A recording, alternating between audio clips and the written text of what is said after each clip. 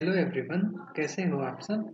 आज हम जियोग्राफी का चैप्टर नंबर 8 शुरू करने जा रहे हैं और हमारे चैप्टर का नाम है India, climate, vegetation and wild life. यानी कि आज हम इंडिया से रिलेटेड इंडिया में किस तरीके का क्लाइमेट रहता है, इंडिया में किस तरीके के पेड़ पौधे पाए जाते हैं और कौन कौन से वाइल्ड एनिमल्स पाए जाते हैं, हम उनके बारे में आज पढ़ने वाले हैं। ठीक है, तो अगर हम बात करते हैं यूपीएससी पॉइंट ऑफ व्यू से, तो हमें दो तीन चीज़ों का ध्यान रखना है इस चैप्टर को पढ़ते हुए।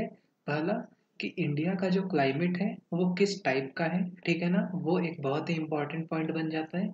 दूसरा, इंडिया कौन से सीजन में जो है रेनफॉल रिसीव करता है ना, और कौन से सीजन में जो है इंडिया का रेनफॉल जो है वो इंडिया का जो रेनफॉल वाला विंड होता है वो चला जाता है और वो कौन कौन सी एरियाज में जो है रेनफॉल करता है जाते वक्त, ठीक है ना। तो ये तीन पॉइंट को हमें इस चैप्टर को पढ़ते हुए ध्यान देना है और यही तीन से ज़्यादातर क्वेश्चन जो है यूपीएससी में पूछे जा सकते हैं। तो सबसे पहले हम बेसिक्स का बात करते हैं।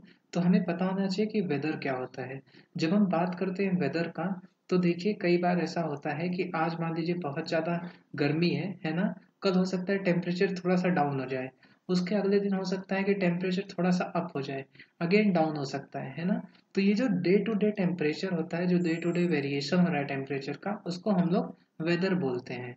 वहीं पे अगर हम क्लाइमेट की बात करते हैं, तो मान लीजिए कि जैसे नॉर्थ इंडिया में जो है आज टेम्परेचर जो है बहुत ज़्यादा डाउन था, कल हो सकता है धूप निकल जाए, उससे थोड़ा सा अप हो जाए, अगेन जो है डाउन हो जाए। तो नॉर्थ इंडिया का जो पूरा एवरेज टेम्परेचर होगा, हम उसको क्या बोलेंगे, हम उसको क्लाइमेट बोलेंगे, जो कि अप्रॉक्स जो है मिनिमम 10 ईयर्स को लेते हैं। 10 ईयर्स का जो मतलब डे टू डे उनका वेदर होता है, उसको हम किसी एक कैटेगरी में डाल देंगे और वही जो है नॉर्थ इंडिया का क्या हो जाएगा, वो वहाँ का क्लाइमेट हो जाएगा। ठीक है, तो आई होप कि आप समझ गए होंगे। वेदर का मतलब क्या हो गया, जो डे टू डे वेरिएशन है हम उसको वेदर बोलते हैं। क्लाइमेट क्या हो गया, जो कई सालों का एवरेज हो गया, मतलब मान लो आप 10 ईयर्स का, उसको हम लोग क्लाइमेट बोलते हैं। ठीक है, अब हम बात करते हैं इंडिया के सीजन्स का। तो इंडिया में जो है 4 सीजन्स जो है पाए जाते हैं। कौन कौन सा है, सबसे पहला हो गया कोल्ड वेदर सीजन, है ना।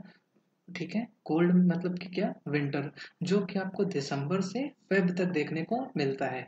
सेकंड क्या है, समर सीजन, जिसको हम लोग हॉट वेदर सीजन भी बोलते हैं, जो कि हमें मार्च से लेकर के मई तक देखने को मिलता है।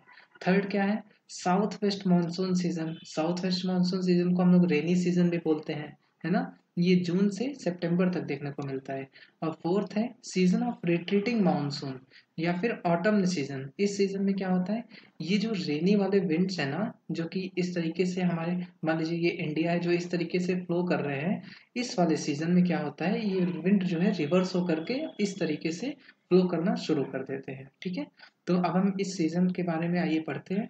तो सबसे पहले अगर हम बात करते हैं कोल्ड वेदर सीजन का, तो देखिए मैंने आपको स्टार्टिंग में ही बताया था बेसिक्स में कि ये मान लीजिए अगर अर्थ है आपका, ये इक्वेटर है, ये ट्रॉपिक ऑफ कैंसर है एंड ये ट्रॉपिक ऑफ कैप्रिकॉर्न है। ओके, अब ये सन है, तो सन जो है कभी भी ट्रॉपिक ऑफ कैंसर और कैप्रिकॉर्न के बीच में रहता है।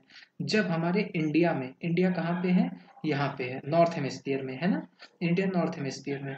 जब नॉर्थ हेमिस्फीयर में ठंडी पड़ रही है, इंडिया में ठंडी पड़ रही है, तो इसका मतलब क्या है, सन जो है वो इस डायरेक्शन में मूव कर रहा है ना। तो उसकी वजह से क्या है, सन की जो रेज है वो बहुत ही ज़्यादा स्लांटेड हो जा रही हैं, जिसकी वजह से जो है हमारे नॉर्थ हेमिस्फीयर में और इंडिया में जो है ठंडी पड़ रही है।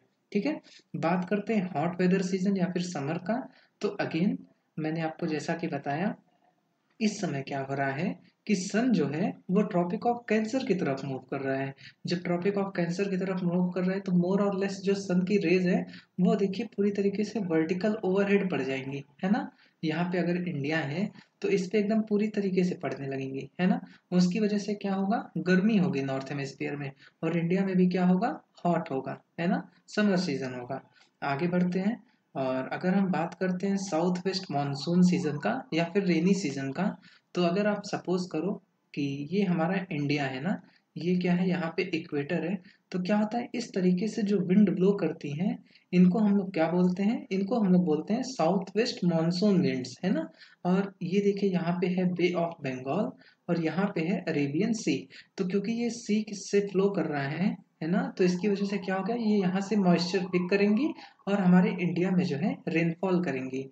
और ये कौन से सीजन, कौन से मंथ में करती हैं, मैंने आपको ऑलरेडी बता दिया है। तो इसकी वजह से क्या होता है, ये जो विंड्स होती है ये हमारे इंडिया में रेनफॉल करती हैं, ठीक है।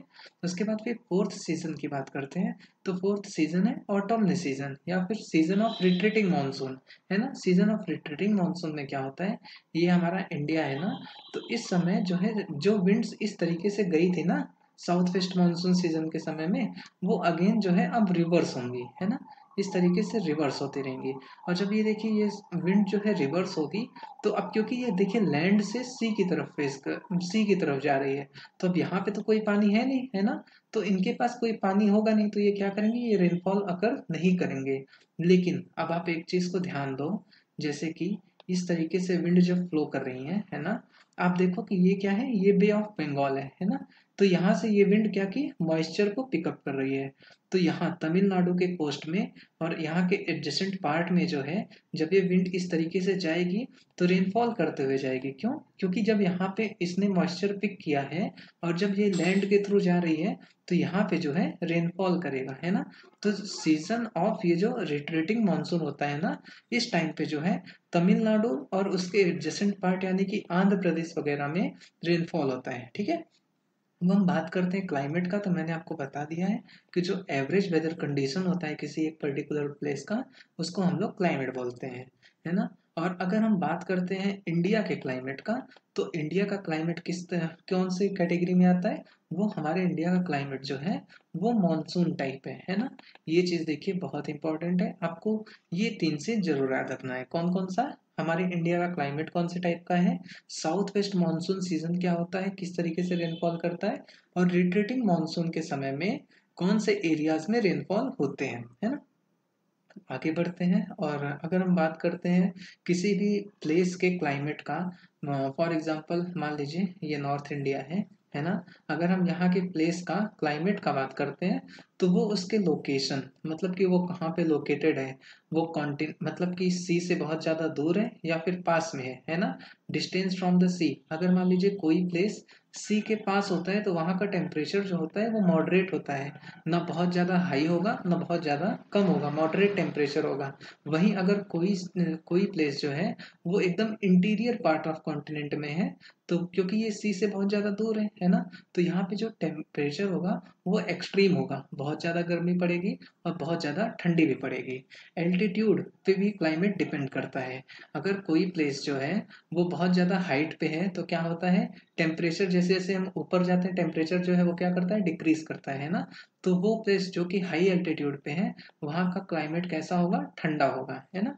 अगेन रिलीफ की बात करते हैं, और ये सारी चीजें हर एक फैक्टर जो है आगे आने वाले क्लासेस में जो है आपको डिटेल में समझाया जाएगा। अभी बस इसने बेसिक्स दिया हुआ है, तो वही मैंने आपको बस बताया है ना।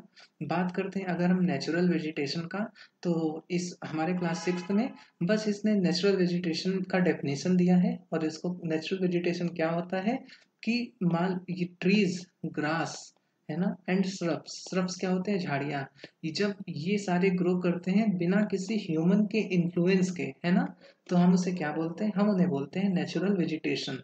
तो आप समझ सकते हो कि अगर हमारे घर के आजू बाजू हमने कोई फूल पेड़ पौधा लगाया है, तो उसे हम नेचुरल वेजिटेशन नहीं बोल सकते, क्योंकि हमने उसे खुद से लगाया है। वहीं अगर हम फॉरेस्ट की बात करते हैं, तो वहां पे वो खुद से उग रहे हैं ना, तो हम उन्हें नेचुरल वेजिटेशन बोल सकते हैं, ठीक है ना। तो different type of natural vegetation जो है वो अलग अलग क्लाइमेटिक कंडीशंस में पाए जाते हैं। फॉर एग्जांपल अगर हम बात करते हैं हिली एरियाज में, तो हिली एरियाज में जो पेड़ होंगे वो कुछ कोनिकल शेप के होंगे। क्यों, क्योंकि जब इनके ऊपर बर्फ गिरे तो पूरी तरीके से यहाँ से जमीन पे ड्रॉप हो जाए। वहीं पे अगर हम बात करते हैं जहाँ पे बहुत ज़्यादा बारिश होती है, वहाँ पे बहुत ज़्यादा कंपटीशन होगा पेड़ का, तो बहुत ज़्यादा ऊंचे ऊंचे पेड़ जो है हमें देखने को मिलने वाले हैं, है ना। तो जैसे जैसे जहाँ का जैसे कि जिस तरीके का क्लाइमेट होता है, हाई रेनफॉल है तो बहुत ज़्यादा पेड़ होंगे, बहुत ज़्यादा डेंस होने वाले हैं। हिली एरिया है तो वहाँ पे कैनोपी टाइप पेड़ होने वाले हैं। तो इस तरीके से नेचुरल वेजिटेशन जो है वो वेरी करने वाला है। तो हमारे इंडिया में भी अलग अलग क्लाइमेट जोन पाए जाते हैं, है ना। जैसे कि हिमालय में बहुत ज़्यादा ठंडी है, तो राजस्थान में बहुत ज़्यादा गर्मी है ना, क्योंकि वहाँ पे डिजर्ट है। तो अलग अलग नेचुरल वेजिटेशन जो है हमें देखने को मिलते हैं। अब अगर हम बात करते हैं कि फॉरेस्ट क्यों नेसेसरी है, तो हमें ये तो बहुत ही बेसिक है और ये हमारे यूपीएससी पॉइंट ऑफ व्यू से उतना इम्पोर्टेंट नहीं है, क्योंकि ऑलरेडी हमारे लिए जो है इकोलॉजी एंड इन्वायरमेंट का एक अलग से सेक्शन यूपीएससी प्रीलिम्स में दिया हुआ है, जिसमें कि ये सारी चीज़ें जो है पढ़नी है हमें। फिर भी इतना तो हमें पता ही है कि फॉरेस्ट जो है वो हमें ऑक्सीजन देते हैं, इसलिए ये हमें इम्पोर्टेंट है। और तो ये कई सारे मेडिसिन वगैरह भी हमें देते हैं, इसलिए भी फॉरेस्ट इम्पोर्टेंट है ना। तो अगर हम बात करते हैं वाइल्ड लाइफ का, तो यहाँ पे क्या होता है, अगर हम वाइल्ड लाइफ का देखते हैं तो देखिए ऐसा कुछ इंपॉर्टेंट हमारे एग्जाम पॉइंट ऑफ व्यू से नहीं है। ये तो बहुत ही बेसिक से जानकारी है कि टाइगर जो है वो हमारा नेशनल एनिमल है, पिकॉक जो है वो हमारा नेशनल बर्ड है। और अगर दो तीन जानवरों की बात करते हैं तो गिर फॉरेस्ट जो कि गुजरात में लोकेटेड है, वहाँ पे हमें एशियाटिक लायंस देखने को मिलते हैं। और one horn rhinoceros and elephant जो है वो हमें आसाम में देखने को मिलते हैं। और एलिफेंट की बात करते हैं तो ये हमें केरला और कर्नाटका में भी देखने को मिलते हैं, है ना। और बात करते हैं कैमल्स का, तो वो आपको पता है कि डिजर्ट में देखने को मिलेंगे। बात करते हैं वाइल्ड एसेस का, तो ये आपको रन ऑफ कच्छ में देखने को मिलेंगे। अगेन ये गुजरात वाले रीजन में है ना। तो बात और तो और ये स्नो लियोपर्ड्स हो गए, वाइल्ड गोट हो गए, ये सारे आपको हिमालय वाले रीजन में देखने को मिलेंगे। तो अगर हम बात करते हैं हमारे एग्जाम पॉइंट ऑफ व्यू से, तो देखिए आपको ये पता होना चाहिए साउथ वेस्ट मानसून जो कि मैंने आपको बेसिक बताया है वो आपको पता होना चाहिए। नॉर्थ ईस्ट मानसून सीजन यानी कि वो रिट्रेटिंग मानसून वाला आपको पता होना चाहिए। इंडिया का क्लाइमेट किस तरीके का है, ये तीन चीज जो है आपको इस चैप्टर से बेसिक जानकारी हो जानी चाहिए, ठीक है ना। तो बस दोस्तों इस वीडियो में इतना ही। अगर वीडियो अच्छी लगे तो वीडियो को लाइक करिएगा, चैनल को सब्सक्राइब करिएगा। Thank you so much.